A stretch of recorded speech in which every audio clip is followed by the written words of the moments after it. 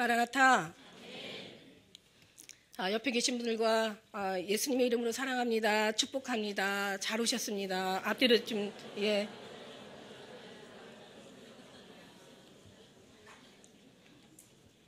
예수 그리스도의 이름으로 사랑합니다라고 하셔야 돼요. 그 왜 서비스 종사하시는 그 전화 받으시는 분들 있잖아요. 사랑합니다 고객님 무엇을 도와드릴까요? 이러니까 네가 뭔데 날 사랑해. 그래가지고 사랑이란 말 이제 안 쓴대요. 마지막 때 사랑이란 말이 정말 다 식어지고 무색하게 되고, 물론 아무나 사랑하면 안 되겠지만 그러나 우리 주님은 그 사랑에 또 그 아름다운 의미가 있잖아요, 그죠? 거룩한 사랑이 있고 이제 이 세상적인 싹으로 사랑이 있어요. 우리는 그런 사랑을 얘기하는 그런 사람들이 아니라 우리 거룩한 사랑을, 우리 예수 그리스도의 그 사랑을 논하는 사람들입니다. 다시 한번 인사 나누세요. 예수 그리스도의 이름으로 사랑합니다.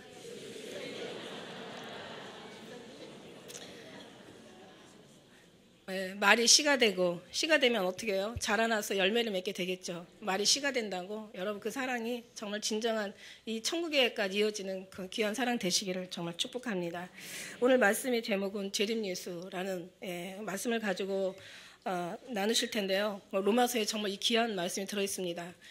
많은 신학자들이 우리 예수님 사복음서 빼고 이제 전체 성경을 얘기할 때 이 로마서를 갖다가 무슨 보석장이라고 얘기를 한대요. 근데 저는 물론 아가서가 누가 저에게 물으신다면 물으실 일도 없겠지만 혹시라도 가장 어떤 성경 중에서 사복음서 빼고 예수님 말씀은 더 말할 나위가 없겠죠. 그래서 이 복음 이 66권의 말씀, 정말 예수님 말씀 그 사복음서를 빼고 어느 것이 가장 저에게 보석이라고 여겨진다고 물으신다면 저는 아가서라고 저는 당연히 얘기하겠죠. 왜냐하면은 저는 정말 그 안에 의미는 엄청 나거든요.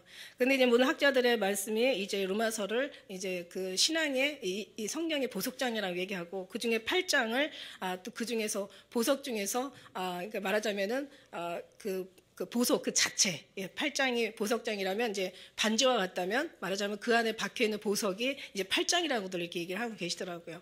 근데 이제 8장 중에서도 저도 또 여기서 제가 또 혹시 8장 중에서 보석을 가르치려고 한다면 오늘 이 말씀이세요. 그래서 제가 이 말씀 오늘 8장 18절 말씀 다 중요하죠. 우리가 해방된 거, 성령의 하나님의 은혜로 우리 죄에서 해방된 거 너무 중요하죠.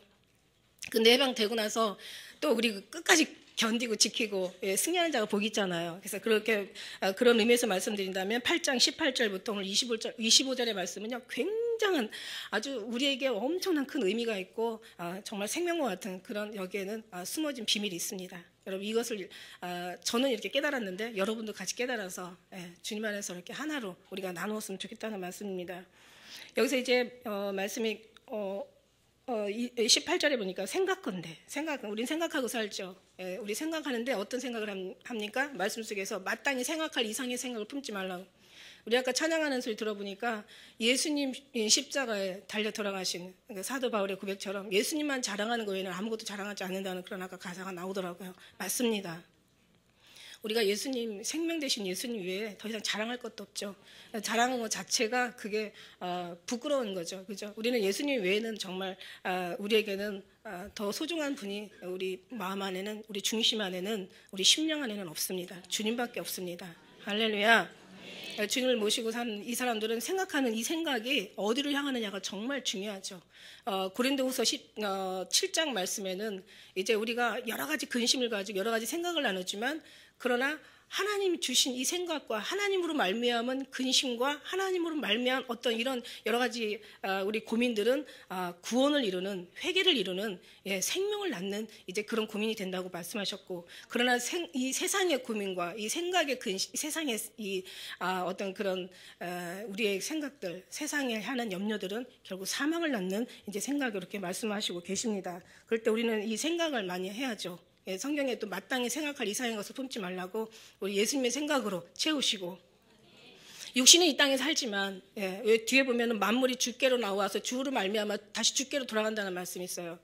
무슨 말씀이에요? 우리가 하나님 앞으로 나와서 하나님 안에 살다가 다시 하나님께로 돌아가는 이 한 가지 사실을 잊지 말라고 하셨을 때는 이 생각을 오직 하늘에 올라가는 그 생각, 우리가 하늘에 올라가기 위해서 이 땅에서 살아드려야 될 그 생각을 우리가 채워야 되는 게 맞는 거죠. 근데 이제 이 세상이나 이 사단은 우리를 그 생각에서 빼고 오직 다른 것에 생각을 돌리게 하잖아요. 특히 목회자가 진짜 중요한 거는 이 생각을 오직 모든 걸 다 사로잡아서 주님 앞에 복종시킬 수 있는 그 생각으로 목회자들은 그 길로 가야 되는 것이 맞다고 생각합니다. 다른 너저분한 여러 가지 다 옳은 말이지만 그 옳은 말을 가지고 정말 그 옳은 말이니까 사람들은 옳으니까 그것을 옳다고 생각하면서 따르게 되어 있어요. 그런데 예수가 없는 다른 옳은 것은 절대로 옳은 것이 아닙니다. 예수가 없는 좋은 것은 절대로 좋은 것이 아닙니다. 우리 예수님이 기뻐하지 않는, 예수님이 원하시지 않는 그런 많은 일들은 정말 하나님 앞에 받지 않는 것들은 다 허무한 일뿐이라는 것을 여러분에게 누누이 말씀드립니다. 우리가 생각을 해요. 생각하는데 무슨 생각합니까? 지금 현재 이 고난에 대한 생각을 하는 거예요. 이 사도 바울이 지금 고난을 생각하는 이 생각은 여러분이 생각하는 어떤 그런 잔잔한 육체적인 것들이 아니에요. 이건 아주 근본적인 죄와 사망, 선과 악, 율법과 성령, 아주 하늘과 땅, 이 근본적인 아주 이 생각을, 여기에 대한 고민을 지금 현재 하고 있는 거예요.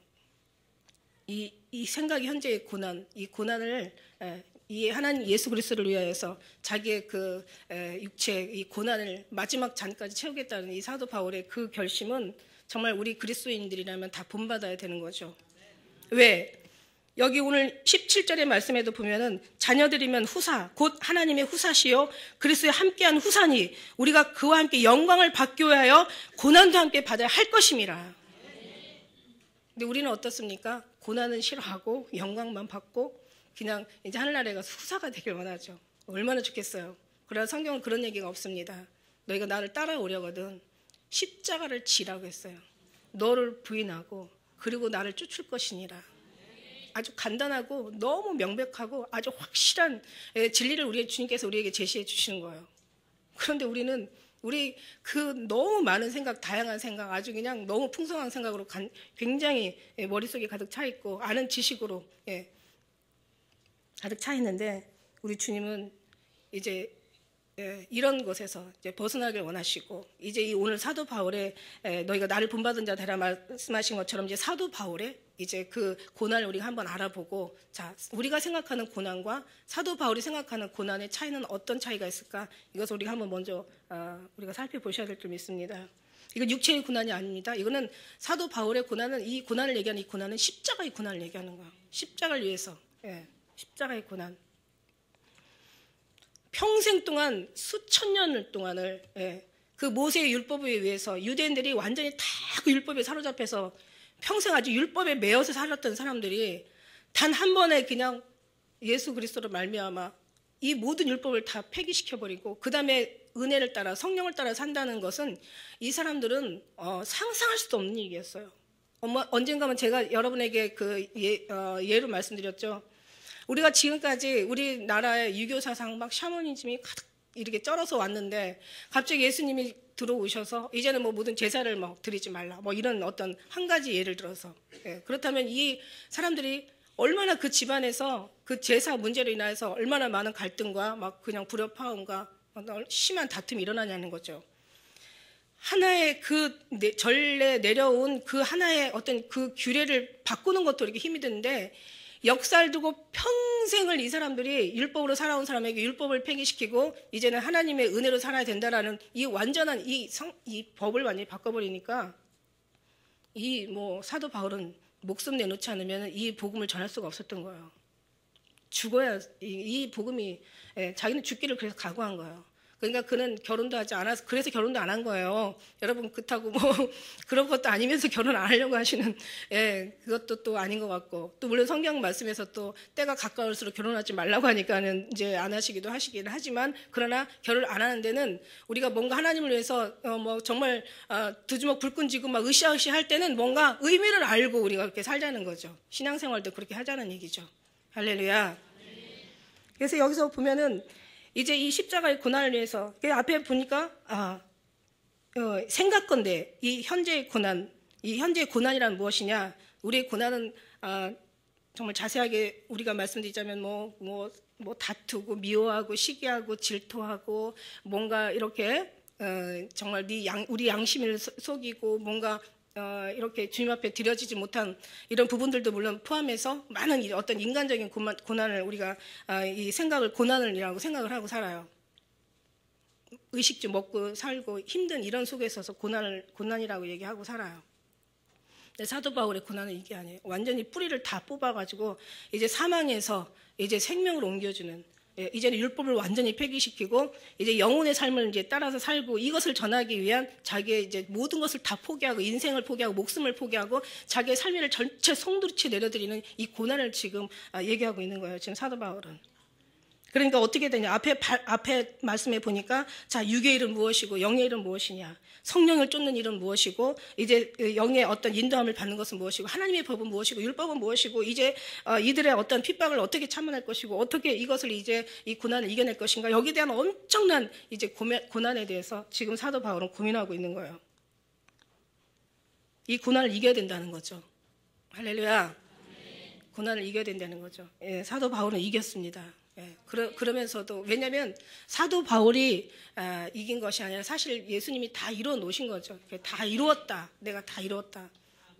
그래서 예수님이 십자가 질 수밖에 없으셨던 거죠. 제일 먼저는 사도 바울이 아니라 예수님이 이 모든 것을 다 전부 완전히 율법을 다 십자가로 승리하시고 오직 이제 다시 은혜의 복음 아래 우리를 두시기 위해서 새로운 법을 제시하신 가장 핵심, 생명, 가장 본질이 예수님이셨죠. 예수님이 지실 수밖에 없던 거예요.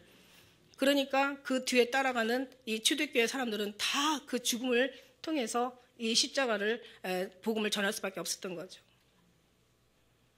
그럼 우리는 지금 뭡니까? 우리는 너무 편하고 너무너무 우리는 자유하고. 근데 저는 이런 생각을 해봤어요. 그때는 정말 예수님을 바로 알아서 예수님의 어떤 제자가 돼서 예수님을 따르다 보면은 또 저절로 그 길을 가게 되는데 지금은 이 물질 만능 시대에서 부족한 게 없는 부자라 부유하여 부족한 게 없다. 그러나 주님은 가난하고 너희 가련한 것과 공고한 것과 눈먼 것과 벌거벗은 것을 내가 알지 못하느냐. 지금이 그런 시대예요.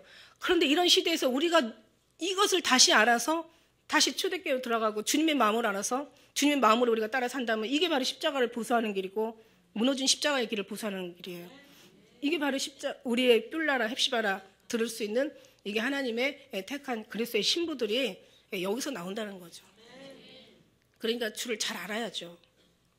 생명을 잘 알아야죠. 막연하게 신앙생활하는 게 아니에요. 옳다고 그냥 막 쫓아가고 여기가 뭐 하나님 일이라고 막 따라가고 저기가 그냥 뭔가 하나님 영광을 위해서 막 일하는 곳이라고 막 그쪽으로 쫓아가고 오늘 유명하다는 말 어떤 목사님들이 유명하다는 사람들이 아주 대단하다는 사람들이 막 정말 그들이 어떤 뭔가를 제시할 때는 막 아멘 하면서 그냥 막 따라가는 거야. 예수님은 그냥 항상 외로우신 거야. 내가 인자가 머리 둘 곳이 없다. 이 말씀 무슨 말씀이에요? 나랑 같이 교제하고 말이 통하고 나와 함께 같이 가는 사람이 없다. 이 말씀 아니겠냐고요.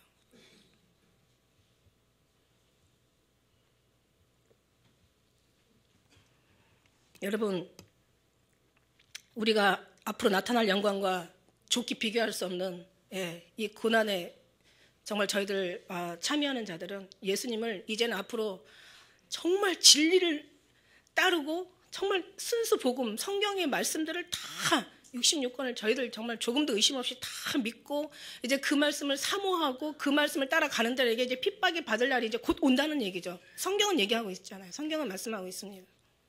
근데 지금도 무장하고 준비하는 거죠. 준비라는 건 항상 미리 하는 거라고 했잖아요.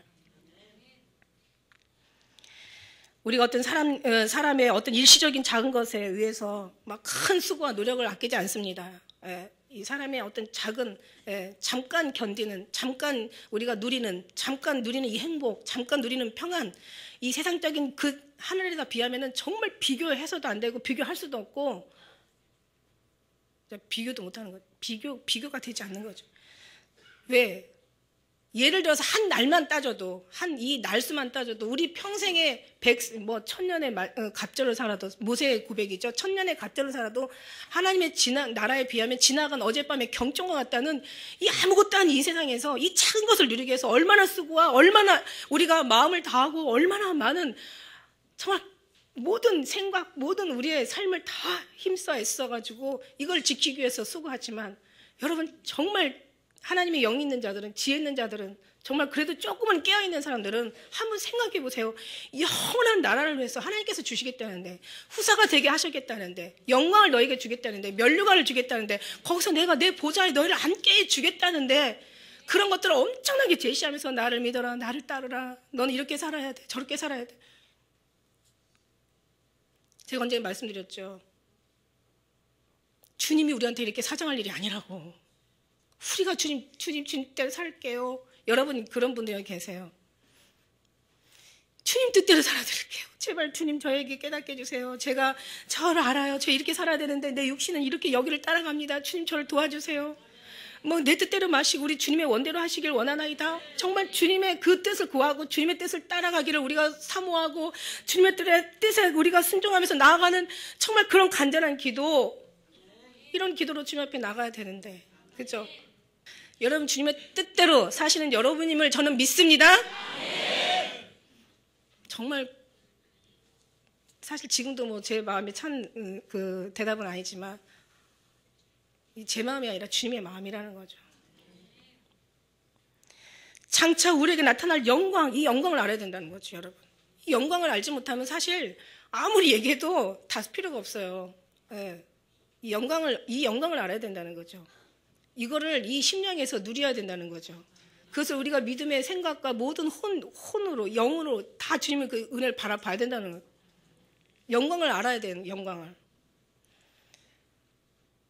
아이들에게 우리나라 예를 들어서 우리나라 이제 아이들도 요즘 돈을 빨리 알아요. 저는 항상 모든 것을 이렇게 돈에다가 비교하는 거 죄송한데, 이게 여러분 이해가 빠르니까.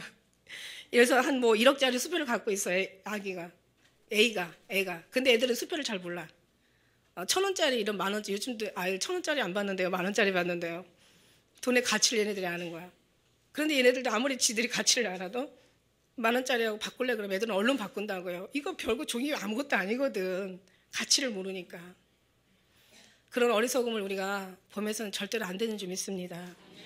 육신의 것은 잠깐 우리가 정말 잃거나 우리가 정말 손해를 봐도 별것 아니지만 얻는 것도 별거 아니에요. 그러나 하나님 나라 잃어버린다는 것은, 이거는 정말 여러분 나중에 언젠가 하나님의 영광이 진짜 밝게 나타날 그때 아주 탄식하며 정말 통곡하며 이거 땅바닥 치는 정도가 아니라 정말 아주 그냥 여러분이 얼마나 후회하고 회개할 그런 삶을 여러분 결코 살아서는 안 됩니다.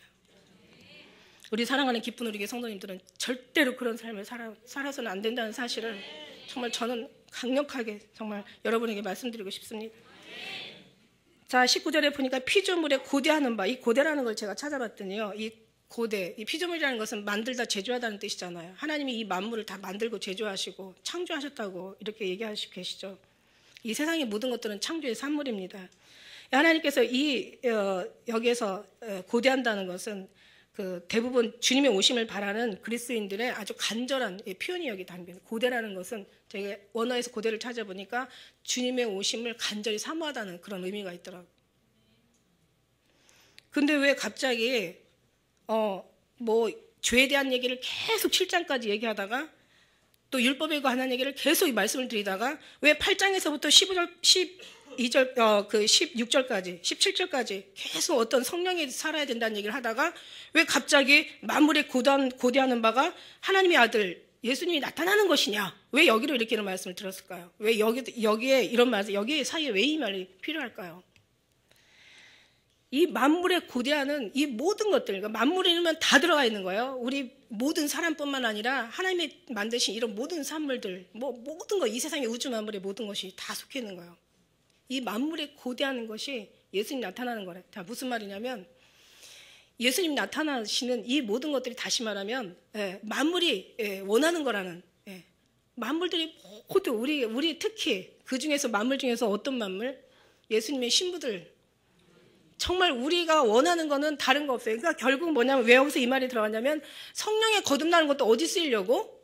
예수님 나타나실 때 우리가 거기에 나타나기 위해서, 참여하기 위해서 예배 드리는 것이 뭐예요? 예수님 나타나시는 그날에. 아니 우리가 지금까지 평생 동안 아니면 얼마나 많은 어떤 수고와 열심을 가지고 교회 생활하면서 열심히 신앙생활을 모든 것들이 예수님이 나타나시는 그걸로 다 마치는 거예요. 그날의 모든 것이 결정이 된다는 거죠. 성령 받은 것도 율법을 폐기시키고 오히려 성령으로 율법을 지키는 것도, 우리가 열심히 신앙생활을 하는 것도, 성경 열심히 보는 것도, 우리가 열심히 봉사생활을 하는 것도, 우리가 교회 그냥 큰 멀리에서 그냥 열심히 다니는 모든 것들이 우리 삶이 모든 우리 수고의 마음에 우리의 모든 신앙의 모든 모습들이 다 다른 모든 만물도 다 주님의 오심을 고대한다고 하지만 특히 우리의 고대는 이날 이 모든 주님의 오시면 다 모든 것이 맞춰지는 거예요. 맞춰질 뿐만 아니라 모든 것이 다 선악간에 드러나는 거예요. 성경의 언약이 성취되는 날이에요. 여기 모든 성경이 예수님의 오심으로 그냥 마치는 거예요. 이 세상의 우주 만물이 돌아가고 지금은 열심히 주님의 어떤 섭리에 운행되고 있지만 결국 예수님이 오시는 그날에 모든 것은 다 맞춰주는 거예요.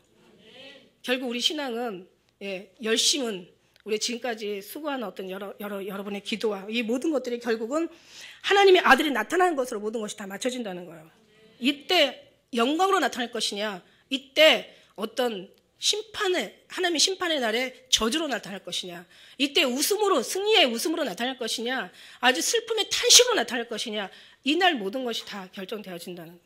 그리고 이 모든 만물이 고대하는 바는 우리뿐만 아니라 이 세상도요, 주님 오심을 사단은 완전히 싫어하겠고, 물론 예수 믿지 않는 사람은 뭐가 뭔지는 모르겠고, 그 다음에 예수를 믿어도 주님의 오심을 믿지 않고 그걸 별로 은혜 받지 않는 사람들은 당연히 아니겠지만, 그러나 그 외 제외한 이 우주 만물의 모든 것들은 다 이제는 주님께로 다 돌아가고 싶은 마음이 있는 거예요. 이 성경 말씀의 이 구절을 볼 때, 오늘 신약의 말씀의 모든 어떤 내용들이 다 예수님의 기다림과 탄식과 신음으로 가득 찬다는 거죠. 피조물에 고대하는 바는 하나님의 아들이 나타나는 것이니, 할렐루야. 이걸 위해서 현재의 고난도 다 맞춰주는 거고, 우리가 그냥 살려고 애를 쓰지만 결국은 이것으로 다 생명도 이제 여기에서 다시 이제 제 영원한 생명으로 넘어가는 거고, 죽음도 모든 것이 예수님 오시면 다 끝이 나는 거고, 다 모든 것들이 다 여기에 다 맞춰지는 주님의 오심으로 모든 것이 다 정말 성경 말씀은 끝이 납니다. 요한복음 1장 3절에 만물이 그로 말미암아 지은 바 되었고 지은 것이 하나도 그것 없이는 된 것이 없다고 그랬어요. 로마서 11장 36절에 이는 만물이 주에게서 나오고 주로 말미암아 주에게로 돌아감이라 영광이 그에게 세세토록 있으리로다. 아멘. 주님과 함께하는 우리의 하나님의 사람들은 그날에 세세토록 있는 영광이 우리의 것이라는 거죠.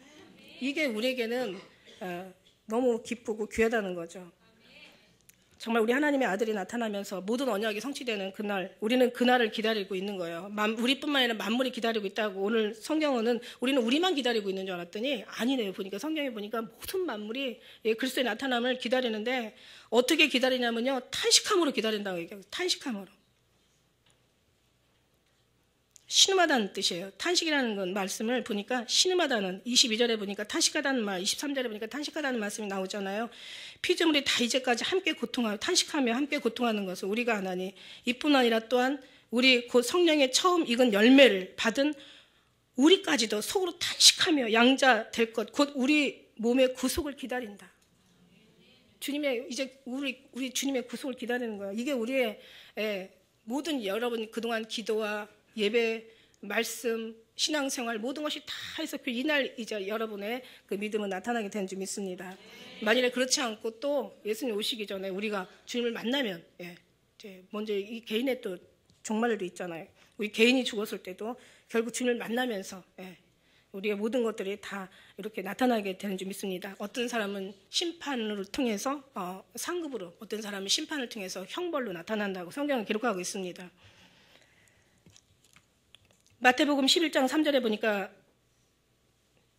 얼마나 많은 사람들이 기다리는지 예수께 여짜오되 오실 그 이가 당신이오리까 우리가 다른 일을 기다리오리까. 그러니까 기다리고 있었던 거예요. 율법의 마지막 선지자가 이제 세례 요한인데 그 제자들이 하는 얘기예요. 세례 요한이 이제 옥에 갇히게 되니까 그 제자들이 예수님을 그때 기다렸다는 뜻이죠. 우리가 기다리는 게 네가 당신이오리까 아니면 다른 일을 우리가 기다리오리까. 그들도 이제 기다리다가 지친 거야. 그러니까 예수님 뭐라고 얘기하세요? 너희가 무엇을 보려고 광야에 나갔더냐? 흔들리는 갈대냐? 왜 흔들리느냐 이거예요. 그럼 너희가 무엇을 보려고 나갔더냐? 화려한 옷이냐? 보라, 그 화려한 옷은 왕궁에 있는, 그 입는 자들은 왕궁에 있다. 그러면 너희가 무엇을 보려고 광야에 나갔더냐? 선지자냐? 옳다. 선지자보다 더 큰 자니다. 무슨 얘기예요?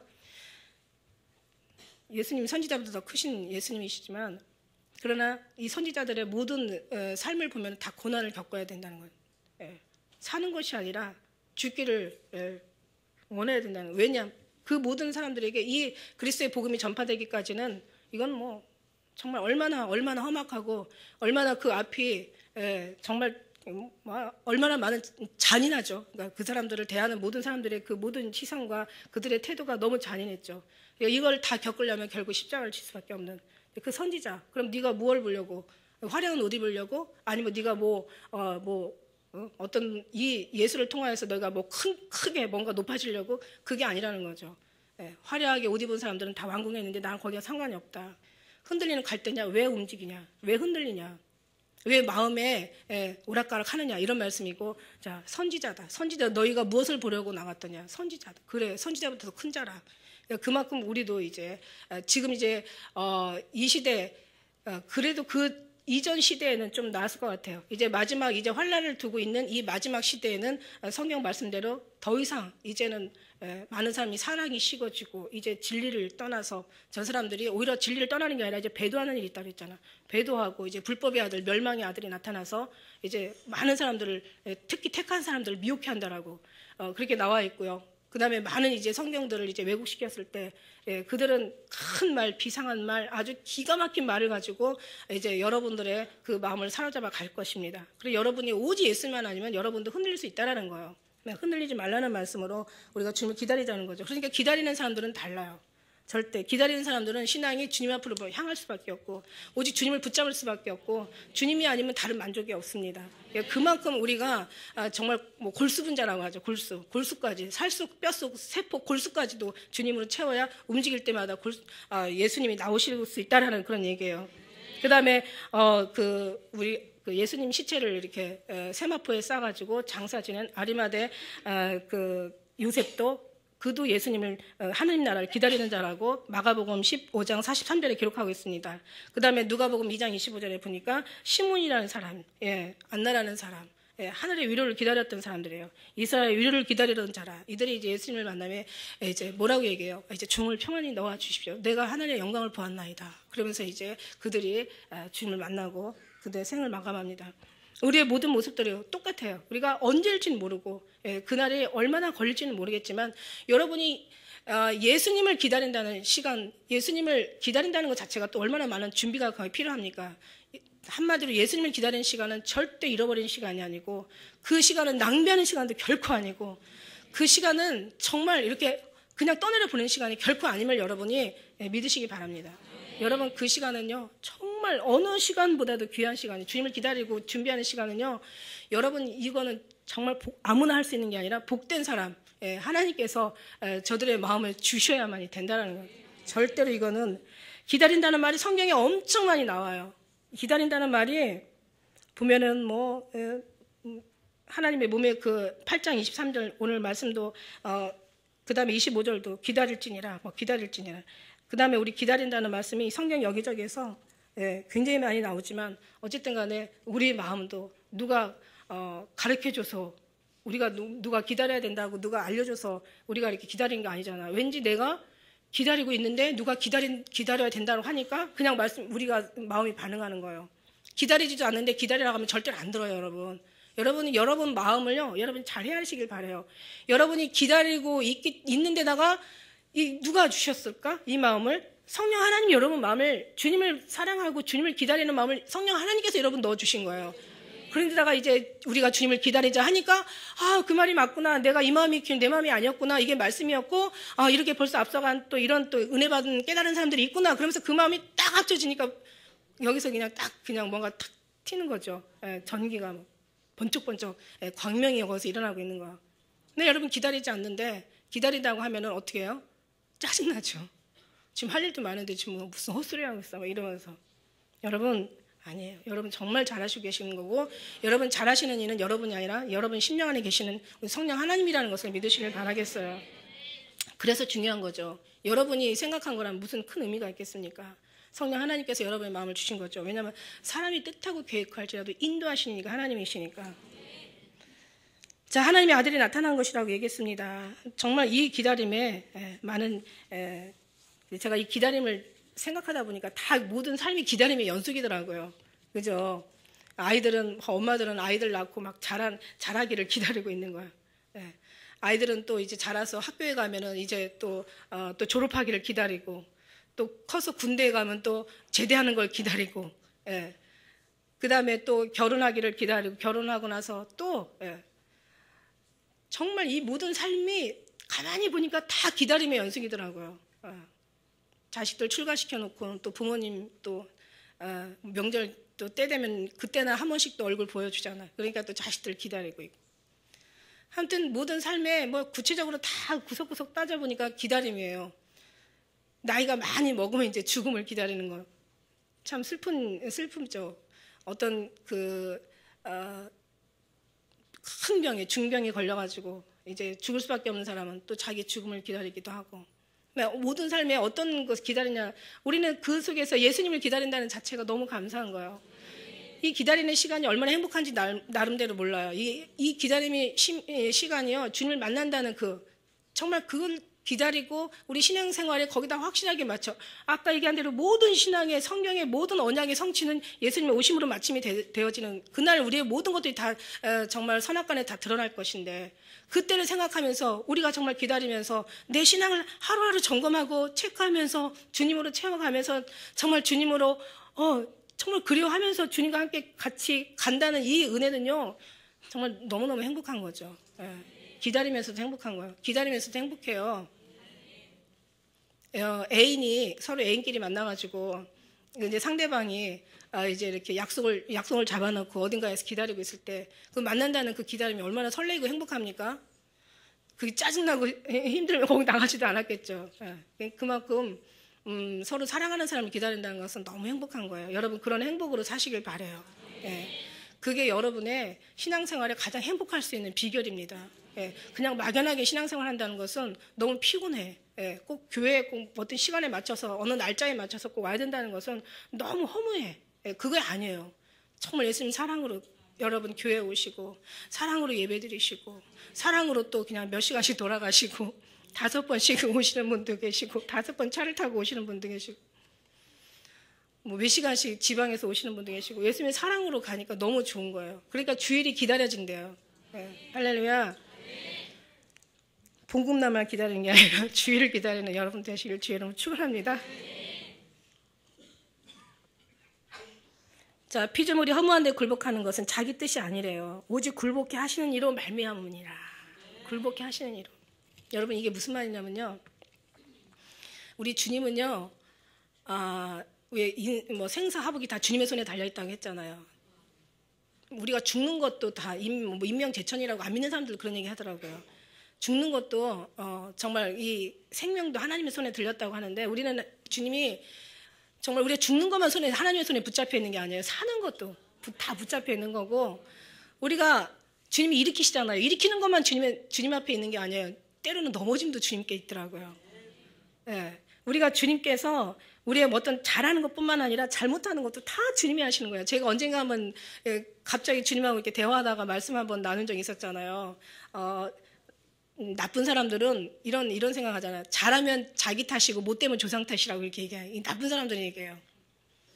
그러면 그러면 반대로 잘하면은 잘못하면 자기 탓이고 잘하는 건 조상 탓이다 얘기하는 사람도 있겠죠. 이거 뭐예요 그러면? 착한 사람이라고 얘기 못하죠. 여러분이 들은 바가 있으니까 이 착한 사람이 아니에요. 미련한 사람이에요. 우리 육과 영이 이렇게 틀리다는 거예요. 하나님의 생각과 우리 생각이 이렇게 다르다는 거예요. 우리가 생각할 때는 잘하는 사람은 자기 탓이고 나쁘게 되는 것은 조상 탓이라고 그러면 나쁜 사람이라고 얘기하면 반대로 잘하는 것이 조상 탓이고 나쁘게 잘못된 것이 내 탓이라고 생각하면 좋은 사람이라고 표현해야 되잖아요. 이게 바로 세상의 어떤 그런 판단이고 세상의 논리잖아. 그런데 아니에요. 하는 나라는 그게 아니더라고요. 주님이 알려주신 바로 의하면 그게 아니라 진짜 지혜로운 사람은 이제 그건 지금 얘기한 건 미련한 사람이고, 진짜 지혜로운 사람은 잘하는 것도 하나님 탓이고 못하는 것도 하나님 탓이다. 왜? 사람이 뜻하고 계획할지라도 인도하시는 일 하나님이시오. 모든 우리 말할지라도 말의 열매는, 말의 응답은 하나님이 하신다고 그랬잖아요. 그러니까 내가 미련할 때는 하나님께서 나를 깨닫기 위해서 판단도, 어떤 선택도, 어떤 내리는 결정도 내가 주님과 온전히 하나가 돼서 주님과 완전히 섞여 있지 않으면은 이 판단이 미련하게 되더라고요. 그리고 미련한 된 것들이 또 돌아서 어려움을 겪고 결국은 하나님의 경륜을 이루는 것이기 때문에 결국은 하나님의 손에 다 있다는 거죠. 이 일으키는 것만 하나님의 손에 있는 게 아니라 넘어지는 것도 하나님의 손에 있고요. 다 주님이 안 도와주시니까 그런 거예요. 그러면 무슨 얘기입니까? 우리는 정말 우리 하나님께서 우리를 하나님 이렇게 이끌어 주신 하나님 너무 감사하잖아요. 그죠? 하나님과 같이 사랑에 빠지고 하나님의 은혜로 우리가 채우고, 더욱더 나름대로 여러분 그러면 율법이든 아무튼 뭐 전도든 뭐 선교든 봉사든 뭐 구제든 헌금이든 교회에 대한 열심이든 나름대로 했기 때문에 하나님께서 그래도 성령 하나님이 여러분이 마음을 만지셔가지고 그래도 여기 자리에다 데려다 놓은 거예요. 이 자리는 우리 꼭 기쁨의 교회라고, 기쁜 우리 교회만을 얘기하는 게 아니라고 여러분 말씀드렸어요. 얼마 안 그러면 우리만 뭐 진짜가 돼버리니까. 그게 아니라 주님을 사랑하는 그 자리에다가 데려다 놨다, 이 소리예요. 오직 주님의 사랑만 구하는 그 자리에다가 여러분을 데려다 놨다는 그 얘기예요. 할렐루야. 그러니까 이 사람들의 생각은 주님과 뜻과 거의 많이 일치하기 때문에 여러분 생각하고 결정하고 판단하는 그런 것들이 주님의 뜻과 일치가 되니까 거기는 돌아가는 일이 별로 없다라는 얘기죠. 여러분의 입술의 말이 땅에 떨어진 일이 없다는 얘기죠. 여러분 하나님 결코 부끄러움을 당하지 않게 하신다는 얘기죠. 여러분 하나님 등경 위에 주셔서 그 빛을 비춰보게 하신다는 뜻이죠.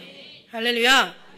그러니까 여러분이 그만큼 그 결정이나 어떤 선택이나 판단을 지혜롭게 하고 결과가 형통하게 하려면 그만큼 주님과 같이 하나가 되어서 오직 주님으로 살아야 된다는 얘기예요. 그래야 영이 잘 돼야 이 땅에서 잘 되고, 영이 강건해야 이 땅에서 강건하고, 영이 잘 되지 않고 이 땅에서 모든 것이 잘 되면 그때는 죽음입니다. 시편 73편처럼. 그러나 우리 하나님께서 여러분의 그 마음을 아버지께서 이끌지 않으면 내게로 올 자가 없다고, 성령 하나님께서 여러분을 만지셔가지고 기다림도 믿게 하시고 오시는도 믿게 하시고, 예수님 사랑함이 그게 열쇠고 천국의 그게 가장 핵심이라는, 생명이라는 것도 여러분 크게 믿어지게 하시고, 우리를 위해서 사는 것이 아니라 오직 주님을 위해서 살아야 된다는 이 말씀도 맞다라는 생각이 여러분 속에서 이 성령 하나님께서 깨닫게 하시는 거예요. 그러니까 여기가 좋은 거죠. 할렐루야. 그러니까 피조물들 헐모할 때 굴복하는 건 자기 뜻이 아니야. 여러분, 내가 왜 그랬을까? 내가 왜 그랬지? 내가 왜 이렇게 미련하게 판단했지? 나는 왜 이래? 막 이러면서 그렇게 하지 마세요. 그 모든 것도 다 하나님께서 여러분 선을 이루기 위한 하나님의 뜻이라고 생각한다면 그저 여러분은 다 주님 앞에 어떻게 해야 된다? 내려놔야 된다.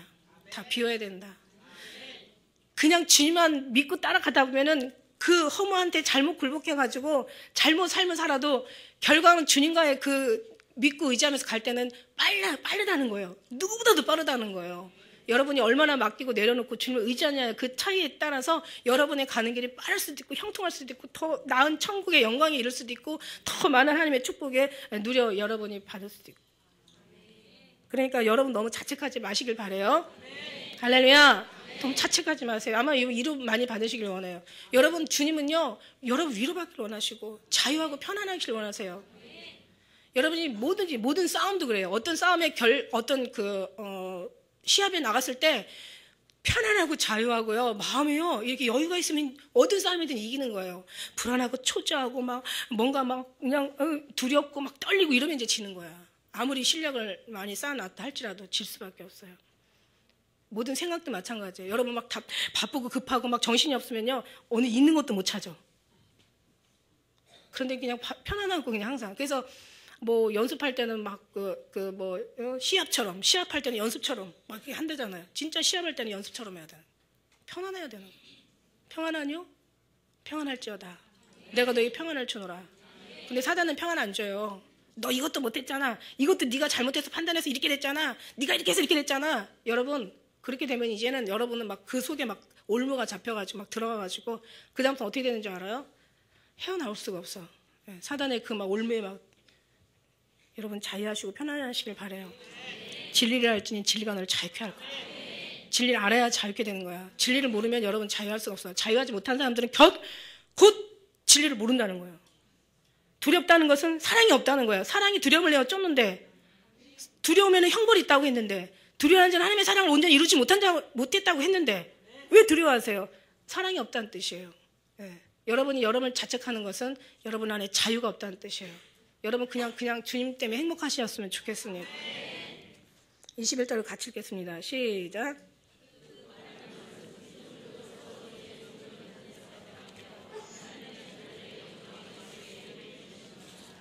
자, 그 바라는 것은 피조물도 썩어짐의 종로 탄에서 해방돼요. 하나님의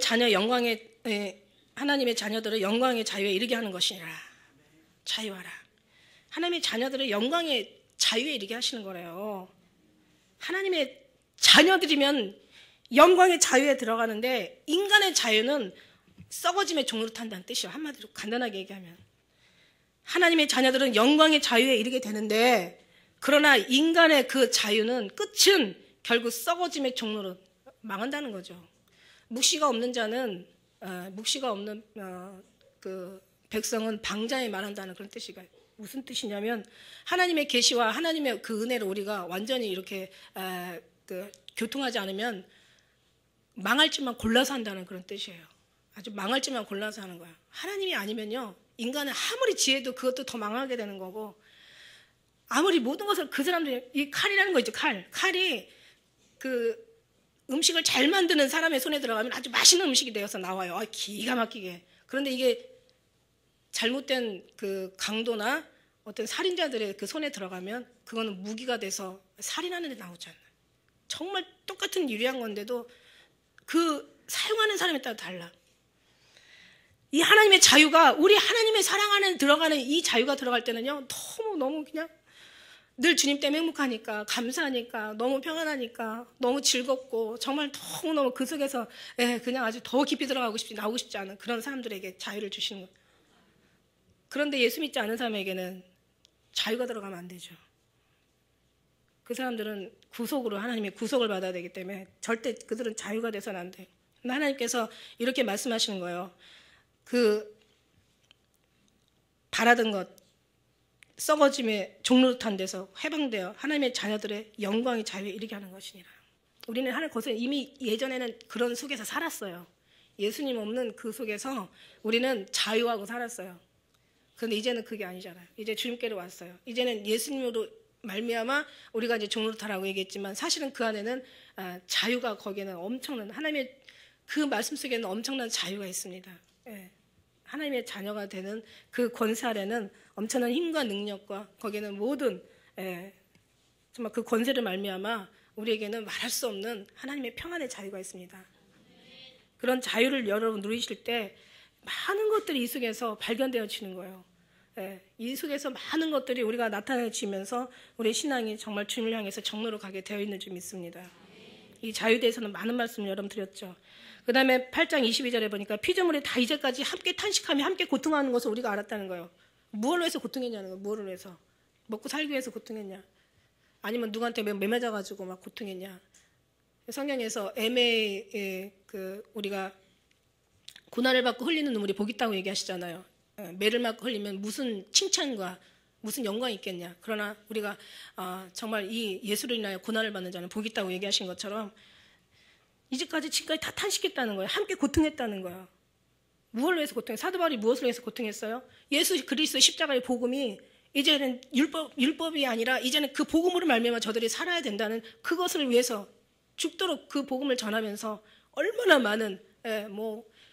많은 핍박과 그 죽음의 고통이 있는 것은 우리가 많이 이제 말씀 속에서 접했잖아요. 그런 모든 탄식, 이런 탄식을 위해서 사도 바울은 그만큼 고통했다는 거예요. 정말 우리가 이 세상도 보니까 만물이, 우리도 똑같은 그 십자가의 그 복음을 전하는데, 자, 우리는 이제는 예수님 복음이 이제는 다 전파되지 않은 곳이었고, 많은 곳에 믿지 않아서 그렇지 많이 전파되었어요. 그럼 우리는 이제 무엇을 전파해야 되냐면, 이제 영적인 것을 전파해야 되는 거야. 자, 우리는 무엇을 위해서 이제 우리가 사도 바울의 그 십자가의 고난에 참여하는 것처럼 우리가 참여하냐고 하면은, 이제 세상 것과 이제 우리가 멀어지는 것에 참여를 해야 돼요. 그때는 그 율법이, 그때 시대에는 율법이 어떤 복음을 전하는데 가려졌고, 그 율법 때문에 주님의 복음이 가려서 전하지 못했다면 지금 뭐냐면 세상 만물의 라우디게아 교회잖아요. 이제는 마지막 교회는 이제 이 물질 만능에 살다 보니까 이제는 그것이 다 우상이 되는 거예요. 근데 그것이 중요한 게 아니다. 이제는 예수만이 진짜 이 생명이고 예수님만이 거기에는 이 세상과 세상의 겸해서 살 우리 주님을 섬길 수가 없다. 예수님도 세상과 벗대지 말라고 하셨다. 이제는 세상을 우리는 이제는 그것을 귀하게 여기는 것이 아니라 하나님을 세상보다 더 귀하게 여기고 이제는 오직 주님을 위해서 우리가 이 세상의 것들에서 이제 나와야 된다. 탈환해야 된다.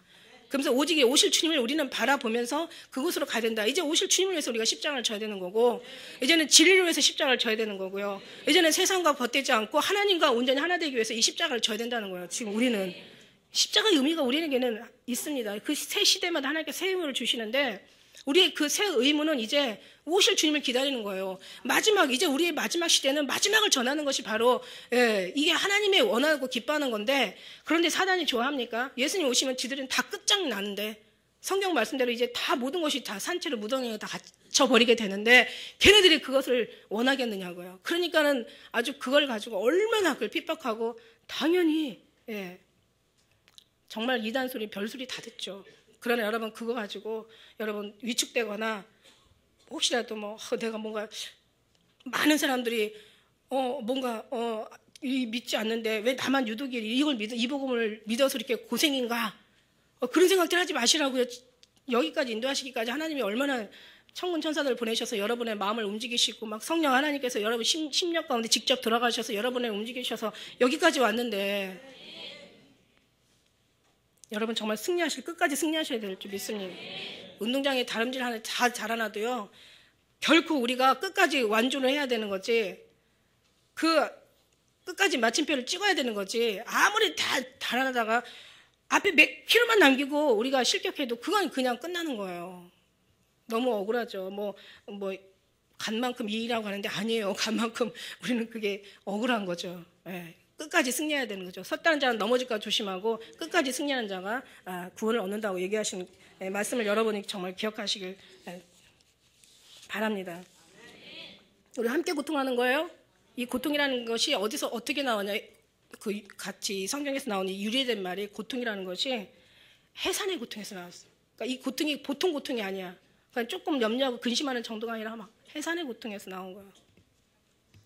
결국은 뭐냐면 결국은 23절에 우리의 몸의 구속을 기다리는 거예요. 여러분 이뿐만 아니라 또한 우리 곧 성령의 처음 익은 열매를 받은 우리까지도 속으로 탄식하며 양자될 것 곧 우리의 몸의 구속을 기다리는 거예요. 여러분 여기는 지금 온전한 구속이 아니에요. 예수 믿다가 여러분 떠나갈 수도 있어. 그러나 하늘에 올라가 주님이 나타나는 그날의 구속은 완성되는 거죠. 이 복음이 하늘나라에 올라가서 이제 우리가 모였을 때 진짜 우리 기쁜 우리 교회가 되는 거지 여기서는 이게 아니에요. 다가 아니에요. 그래서 여기는 진정한 구속이 아니라 우리 자신 자체도 우리 자신도 끝까지 승리할지 안 승리할지 내 인생인데도 나는 몰라요. 누가 아신다? 하나님만이 아신다는 거예요. 정말 다시 말하자면 탄식이라는 건 신음하며 고통하며 절규하다는 뜻을 가지고 있대요. 언어에서 성경 사전에서 보니까. 그러니까 우리가 주님의 그 구속을 기다리기 위해서 그냥 왔다 갔다 하는 그런 정도가 아니라 막 신음하고 절규하고 탄식하는 아주 그냥 그런 믿음으로 여러분 기다리라는 거예요. 그렇게 여러분 그런 믿음을 달라고 지금 기도드려야 되는 점이 있습니다. 탄식의 이유가 뭡니까? 우리가 탄식하는 이유가 예수님 오시기 전에 부르시기 전에 만나기 전에 정말 그때 우리가 이 믿음을 이 귀한 시간들에 지켜야 되잖아요. 예수님 보고 싶어서 죽어가는 영혼이 너무 불쌍해서 물론 우리가 회개한 그 회개 위해서도 탄식을 하죠. 우리가 정말 우리 하나님 앞에 이 세상과 타협하지 않으려고 탄식하고 하나님을 배도하는 일들을 보면서 마음에 탄식하고 주님 빨리 좀 오셨으면 싶은 마음에 탄식하고 주님 앞에 버려질까 정말 우리가 탄식하지만 절대 주님 버리지 않습니다. 여러분이 버리지 않으면 주님 버리지 않으세요. 이런 탄식의 이유가 우리에게는 있습니다.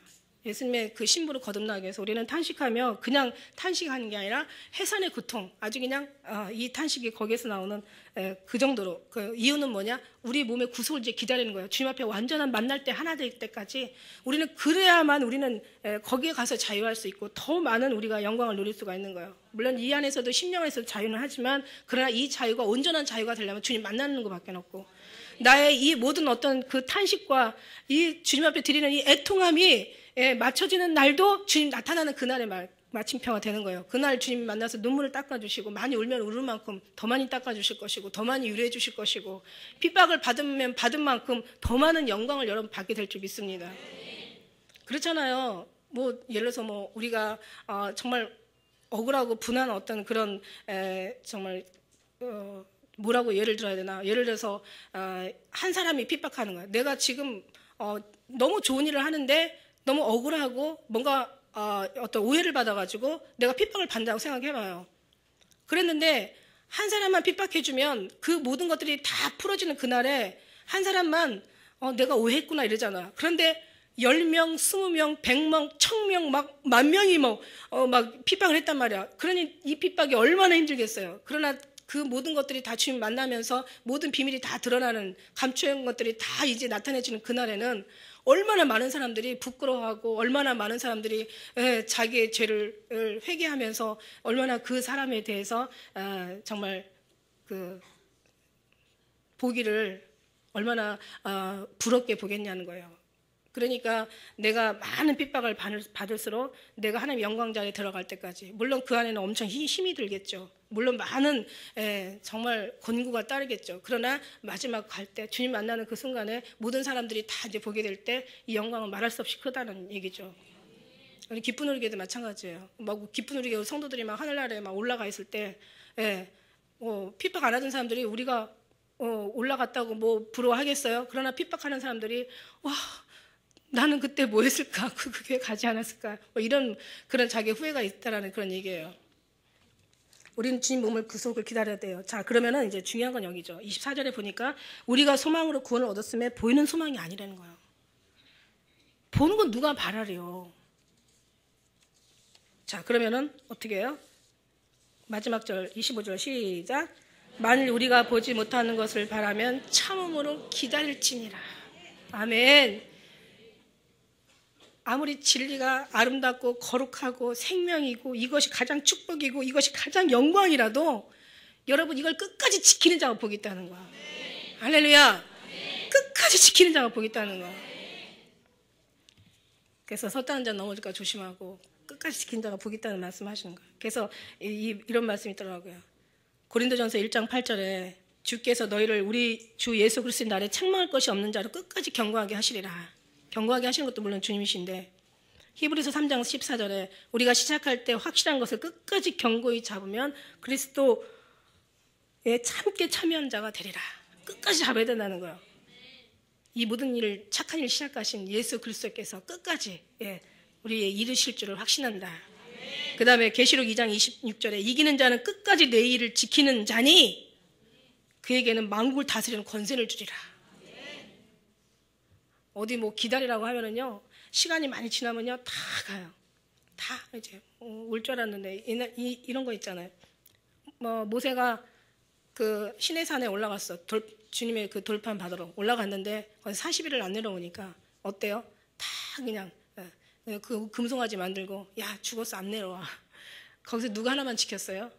여호수아 하나만 그냥 정말 자기 생각 빼내고 자기 의지 빼내고 자기 지식 아는 거 다 빼내고 그냥 그 모세만 사랑했던 여호수아는 끝까지 기다리다가 결국 후계자가 된 것처럼 여러분 끝까지 기다리는데 여기가 키포인트야. 진리는 알면 뭐해. 끝까지 지키지 못하면 아무 소용이 없는 걸. 두 가지가 병행돼야 돼. 예수님 진리를 아는 것과 진리를 사수하는 것, 진리를 사는 것, 그다음에 끝까지 지키는 이 모든 것들이 여러분 안에 이루어지시기를 주의 이름으로 축원합니다. 기도드리시겠습니다.